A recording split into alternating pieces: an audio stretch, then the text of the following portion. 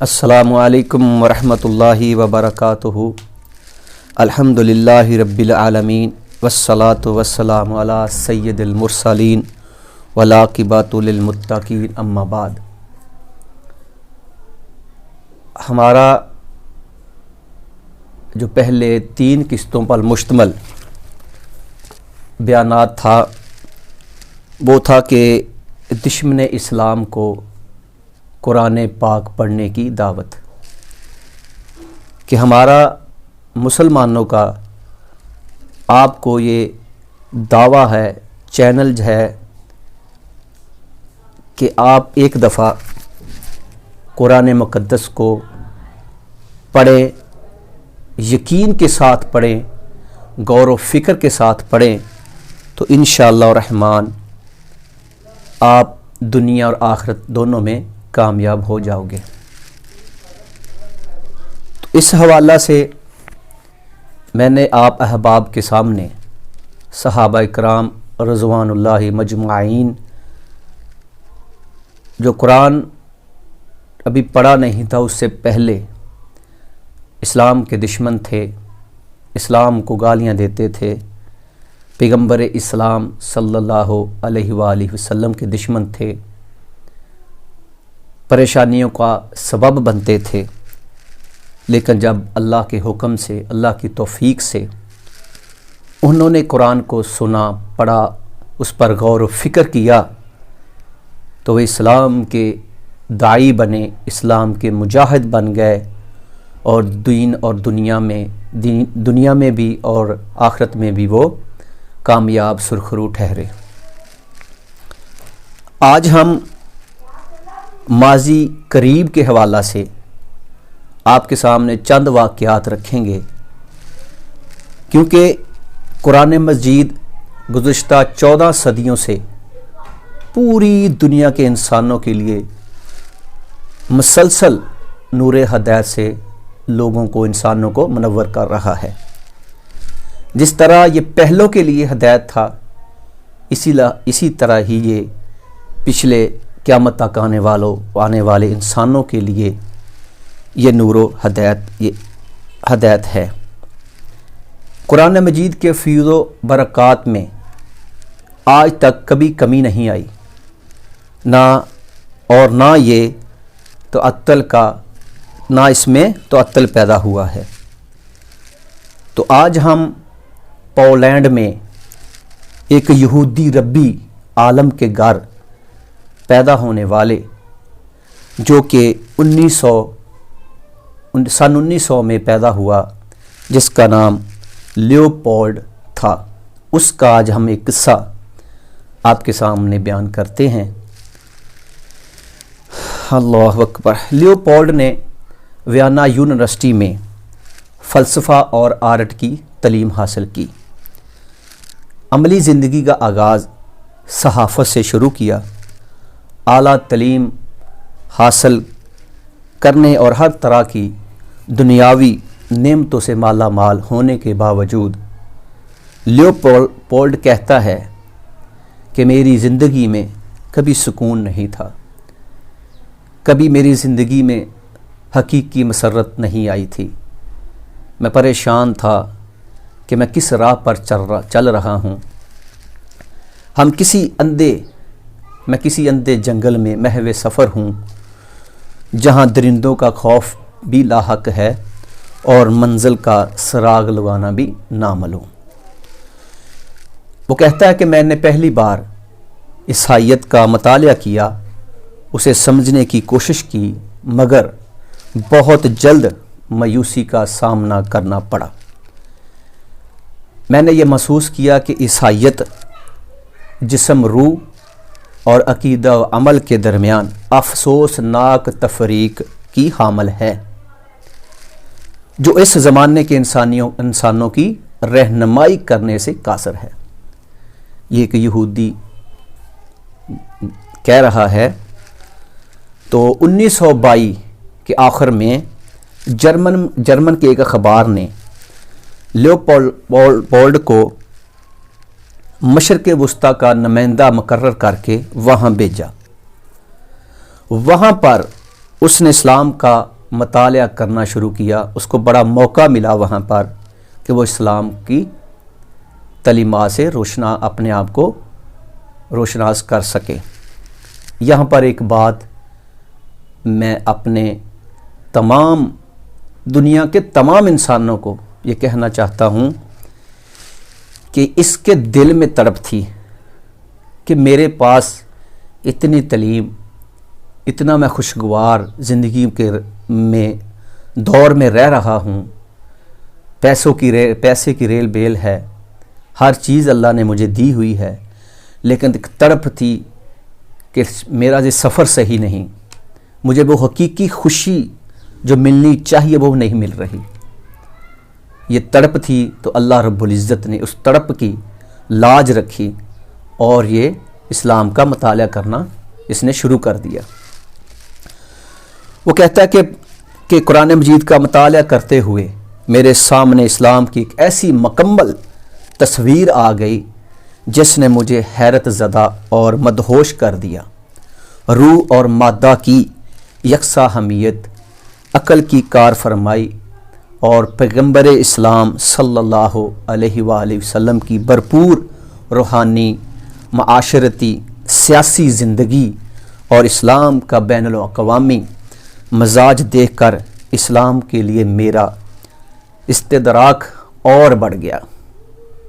یہاں پر اس نے نبی کریم صلی اللہ علیہ وآلہ وسلم کی روحانی، معاشرتی، سیاسی زندگی اور یہ تینوں چیزیں، یہ وہ ایک یہودی یہ بیان کر رہا ہے کہ مجھے روحانی سکون بھی ملا، مجھے سیاسی زندگی کا بھی پتہ چلا کہ سیاست کیسے کرنی ہے، اور معاشرے میں کاروبار کے حوالے سے، لین دین کے حوالے سے میں نے کیسے چلنا ہے، یہ مجھے پیغمبر اسلام سونے نبی کریم صلی اللہ علیہ وآلہ وسلم کی زندگی، قرآن مجید کا مطالعہ کرنے کے بعد مجھے یہ چیزیں میسر آئی۔ ستمبر 1926 میں ایک شب، وہ بتا رہا ہے کہ 1926 میں اور میری بیگم زمین دوز ٹرین میں سفر کر رہے تھے تو ہمارے سامنے والی سیٹ پر ایک جوڑا، ایک میاں بیوی دونوں بیٹھے ہوئے تھے۔ ان کے ہاتھوں میں ہیرے جواہرات کی انگوٹھیاں پہنی ہوئی تھی۔ وہ ہیرے کی اور سونے کی انگوٹھیوں سے متعمل نظر آ رہے تھے، یعنی کہ امیر ترین لگ رہے تھے، لیکن وہ کہہ رہا ہے کہ ان کے پاس ہیرے سونے کی انگوٹھیاں تھیں، میں نے دیکھی، امیر ترین لگ رہے تھے، لیکن ان کے چہرے اطمینان اور مسرت سے خالی تھے۔ وہ کہتا ہے کہ میں نے ٹرین میں آگے پیچھے ڈبے میں لوگوں کو دیکھا تو سب کی تقریباً یہی صورتحال تھی۔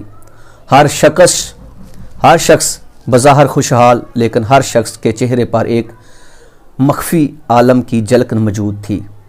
میں نے اس احساس کا ذکر اپنی بیگم سے کیا تو اس نے بھی یہ کہہ کر میری تائید کی، واقعہ یوں لگتا ہے کہ یہ لوگ جہنم کی زندگی گزار رہے ہیں۔ اسلام سے پہلے والی زندگی خود بتا رہے ہیں کہ ایسے تھی جیسے جہنم کی زندگی گزار رہے ہیں۔ وہ کہتے ہیں کہ ہم گھر واپس آئے تو ہماری میز پر قرآن مجید کا نسخہ رکھا ہوا تھا، وہ پڑھا تھا۔ جب میں نے اس کو دیکھا، اللہ اکبر، تو وہ صفحہ کھلا ہوا تھا، صفحہ ایک باہر کو آیا ہوا تھا۔ جب میں نے وہ پڑھنا شروع کیا، سبحان اللہ، اس میں لکھا ہوا تھا کہ اعوذ باللہ من الشیطان الرجیم، بسم اللہ الرحمن الرحیم۔ میں عربی تو نہیں پڑھ سکتا کیونکہ ٹائم کی کمی کی وجہ سے، تو میں آپ بھائیوں کے سامنے وہ ترجمہ پڑھتا ہوں۔ یہ سورت الہاکم التکاثر حتی زرتم المقابر کلا سوف تعلمون ثم کلا سوف تعلمون۔ وہ کہتا ہے یہ میں نے ساری سورت پڑھی، اس کا ترجمہ تھا کہ تم لوگوں کو حصول کثرت کی دوڑ نے غفلت میں ڈال رکھا ہے، یہاں تک کہ تم لبے گور یعنی کہ مرنے کے قریب پہنچ جاتے ہو۔ یہ طرز زندگی ہرگز درست نہیں، ان قریب تمہیں اس کا انجام معلوم ہو جائے گا۔ پھر سن لو، ہرگز نہیں، ان قریب تمہیں اس کا انجام معلوم ہو جائے گا۔ ہرگز نہیں، تم یقینی علم کی حیثیت سے اس روش کا انجام جانتے تو کبھی یہ طرز عمل اختیار نہ کرتے، تم جہنم دیکھ کر رہو گے۔ پھر سن لو، تم بالیقین جہنم کو دیکھو گے، پھر اس روز تم سے نعمتوں کے بارے میں، اللہ اکبر، پھر اس روز تم سے نعمتوں کے بارے میں سوال کیا جائے گا۔ یہ سورۃ التکاثر ہے، پارہ نمبر 30۔ وہ کہتا کہ میں ایک لمحے کے لیے گمسم سا ہو گیا، پریشان سا ہو گیا، میرے دل میں ایک نئی روشنی جاگنی شروع ہوئی، میرے ہاتھوں میں ایک جنبش تھی۔ میں نے بیگم کو آواز دی اور کہا کہ دیکھو، یہ جو آج میں نے یہ آیت پڑھی ہے، یہ سورت پڑھی ہے، اس میں جو ہمارے گزشتہ رات جو ہم نے سفر کیا تھا اس کا بہت سارے جواب جو تھے، جو سوال تھے ہمارے، اس کا جواب ہمیں یہ مل گیا ہے۔ وہ کہتا ہے کہ بہت سے متعلقہ شکوک و شبہات بھی ختم ہو گئے۔ ہم نے سوچا یہ کتاب اللہ ہی کی نازل کردہ ہے جو 1400 سال پہلے محمد رسول اللہ صلی اللہ علیہ وآلہ وسلم پر نازل کی گئی تھی، جس میں ہمارے اس پیچیدہ اور مشینی دور کی ٹھیک ٹھاک تصویر پیش کر دی گئی ہے۔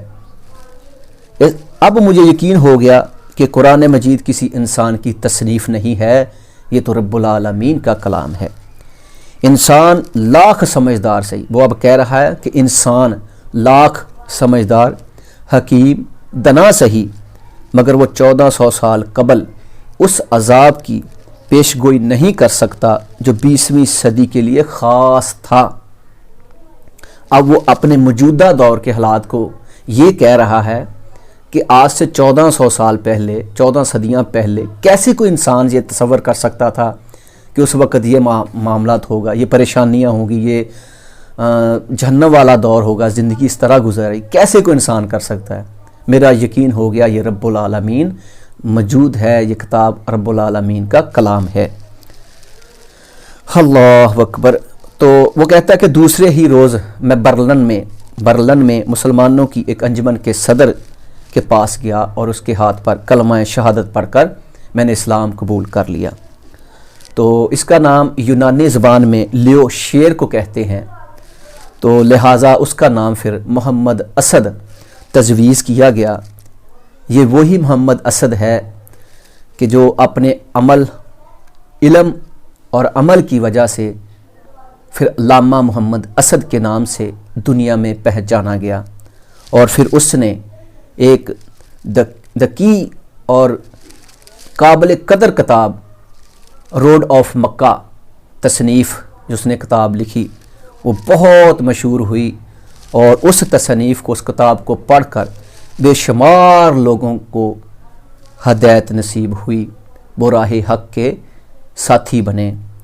یہ تھا ایک آپ کے آباء و اجداد میں سے آپ کا بھائی، جس نے قرآن پاک کو پڑھا اور اللہ رب العزت کی جنتوں کا وہ مہمان بنا، دنیا اور آخرت میں اس کو عزتیں ملی۔ تو آئیے قرآن پاک کو لازمی پڑھ کر دیکھیں اور دل میں یہ خواہش رکھیں کہ ہم نے اللہ کے ہاں پہنچنا ہے، جس طرح اللہ تعالیٰ فرما رہے ہیں کہ اس جہنم کو تم یقین سے دیکھو گے، یقیناً تم اس جہنم کو دیکھو گے جس کا ایندھن انسان اور جن ہوں گے، پتھر ہوں گے، جس کی آگ بہت تیز ہے۔ اللہ تعالیٰ سے دعا ہے اللہ تعالیٰ ہمیں اس قرآن مجید کی طرف لوٹ کر اسی کے مطابق زندگی بسر کرنے کی توفیق عطا فرمائے۔ وآخر دعوانا الحمدللہ رب العالمین۔